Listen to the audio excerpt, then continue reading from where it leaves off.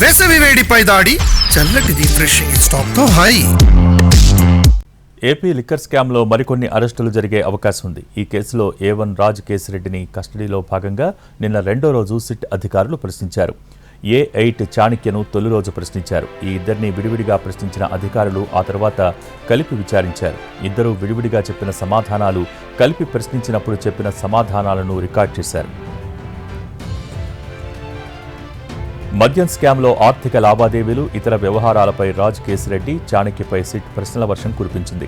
2019 నుంచి 2024 మధ్య కాలంలో కొనుగోలు చేసిన ఆస్తులపై కూడా ఆరా తీసింది. లిక్కర్ సిండికేట్లో నిర్వహించిన కార్యకలాపాల వెనుక ఎవరి ఆదేశాలు ఉన్నాయనే కోణంలోనూ సిట్ ఆరా తీసింది. మద్యం ముడుపులు ఎవరు ఎవరికి ఇవ్వమన్నారు, ఎక్కడ పెట్టుబడులు పెట్టించారు అనే విషయాలను చాణక్య నుంచి రాబట్టే ప్రయత్నం చేశారు.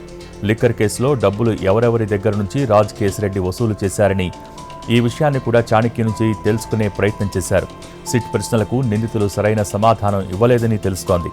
ఈ కేసుతో తమకు ఎలాంటి సంబంధం లేదని చెప్పినట్టు సమాచారం.